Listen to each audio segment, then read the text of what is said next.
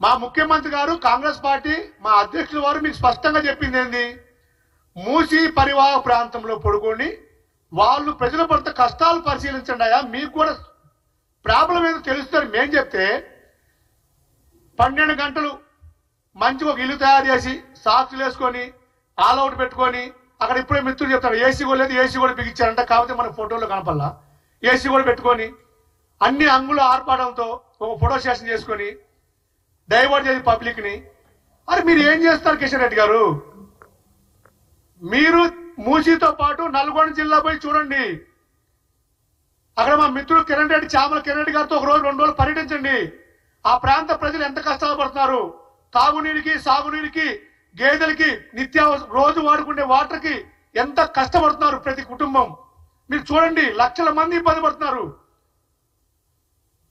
ఏ రోజు కూడా కాంగ్రెస్ ప్రభుత్వం పేదల ఇల్లు కొనుగొడతామని చెప్పలా, ఏ రోజు కూడా మేము లక్షల కోట్లు పెట్టి పెద్ద పెద్ద హైమార్క్స్ కడతామని చెప్పలా. నిన్న ఈటెల రాజేంద్ర గారు మాట్లాడుతున్నారు, నా జీడిమెట్ల, నా మారుతి నగరు, నా రామాంతాపూరు. ఈటెల రాజేంద్ర గారు, మీ రామాంతాపూరు, మీ జీడిమెట్ల, నీ మారుతి నగరు నిన్నొచ్చావు. 10 నెలల క్రితం నువ్వు ఎంపీ అయ్యావు. అంతకుముందు అదే ప్రాంతానికి 5 సంవత్సరాలు ఇదే ముఖ్యమంత్రి గారు, మా ముఖ్యమంత్రి రేవంత్ రెడ్డి గారు పార్లమెంట్ సభ్యుడిగా ప్రాతినిధ్యం వహించాడు కాబట్టి ఆ ప్రాంత ప్రజల కష్టాలు, ప్రాబ్లమ్స్, కాలుష్యం అంతా తెలుసు కాబట్టి మూసీ ప్రక్షాళన చేస్తే, మూసీని పునరుజ్జీవం చేస్తే ఈ హైదరాబాద్ నగరానికి ఒక పునరుజ్జీవం వస్తుంది, ఒక ఢిల్లీలా కాకుండా ఉంటుంది అని ఆయన ప్రయత్నాన్ని సహకరించండి.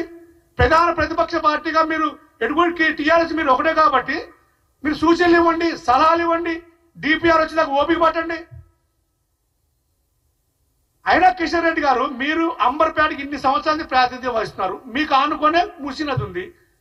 ఇన్ని రోజుల నుంచి మీ మనసులో కానీ మీకు ఒక్కసారన్నా మీ కళ్ళ కనపలేదా? ఒక్కసారన్నా ఈ మూసి ప్రక్షాళన చేయాలని మీరు అనుకున్నారా? మీరు మాట్లాడితే భాగ్యలక్ష్మి టెంపుల్, రాముడు, మతము తప్ప ఇంకో మాట్లాడరు. మీరు ఏ రోజన్నా భాగ్యలక్ష్మి టెంపుల్ అన్నిసార్లు పోయి దండాలు పెడుతున్నారు, ప్రమాణాలు చేస్తున్నారు, పెద్దోడు అక్కడ తడిబట్టలు నిలబడతా ఉంటారు.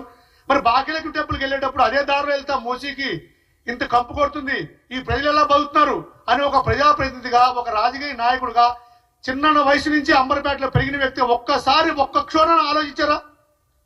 మీరు ఆలోచించబోగా ఈ ప్రజా ప్రభుత్వం ఆలోచించి నిర్ణయం తీసుకొని ఏదన్నా చేద్దామంటే కాళ్ళల్లో కర్రలు పెడుతున్నారు, కాళ్ళల్లో కట్టెలు పెడుతున్నారు. మీరు చెప్తారు కదా, మీరే చెప్తారు స్పష్టంగా నమో గంగాను చూసి నేర్చుకోండి అని. అంటే గుజరాత్ లో డెవలప్మెంట్ కావచ్చు కానీ తెలంగాణలో డెవలప్మెంట్ కావద్దు. గుజరాత్ లో నదులు మంచిగా కావచ్చు, తెలంగాణలో కావద్దు. ఇది ఎక్కడ పక్షపాతం?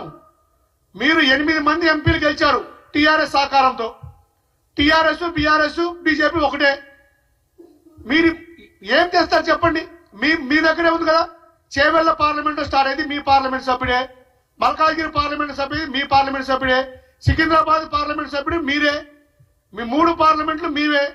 ఎక్కువ ప్రధానంగా మీ పార్లమెంట్ నియోజకవర్గాలని నది ప్రవహిస్తుంది. ఈ నది ప్రక్షాళనకి మీ వంతు సాయం ఏం చేస్తారు? మీ వంతు సహకారం ఏం చేస్తారు? మీరు కేంద్ర ప్రభుత్వం ఎన్ని నిధులు చేస్తారు?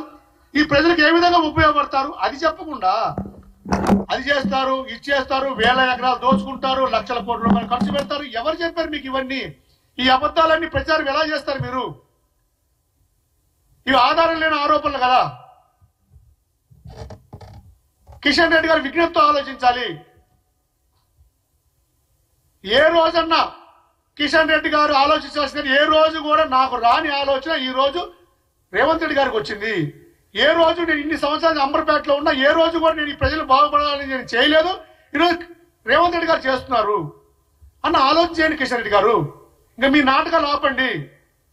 ఈ లగచెల్ల ఘటన తప్పించినా చూడండి. ఒక ఐఏఎస్ ఆఫీసర్ మీద దాడి చేశారంటే ఎంత అవమానకరం. వాళ్ళ కేంద్ర ప్రభుత్వం సర్వీసులు కదా పనిచేస్తుంది.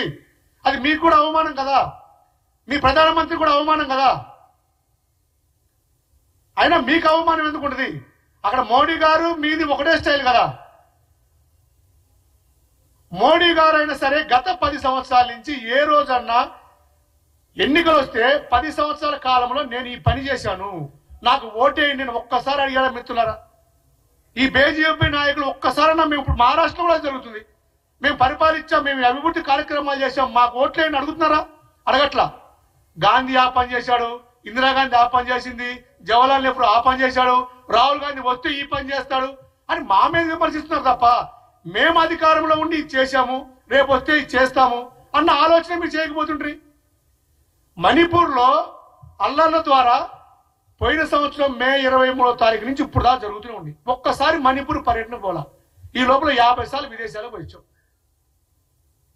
మీ పరిపాలన తేల్చింది. మీరు అది వదిలిపెట్టి నిర్మాణాత్మక ప్రతిపక్షంగా ఒక అభివృద్ధి కార్యక్రమాలు చేస్తున్నారు. కేసీఆర్ 10 సంవత్సరాల కాలంలో అనేక అబద్ధపు వాగ్దానాల ద్వారా అధికారంలోకి వచ్చి మభ్యపెట్టి 10 సంవత్సరాలు గడిపితే పబ్బం గడుపుకుంటే ఈ రోజు 11 నెలల కాలంలో రేవంత్ రెడ్డి గారు అనేక అభివృద్ధి కార్యక్రమాల ద్వారా ప్రజల్లో ఉన్నాం. ప్రతిక్షణం దేశంలో ఎవరు చేయని కులగణన చేస్తున్నాం, దేశంలో ఎవరు చేయని రైతు రుణమాఫీ చేశాం, ఏ ప్రభుత్వం వచ్చే అధికారంలోకి వచ్చి చేయని 50,000 ఉద్యోగాలు ఇచ్చాం.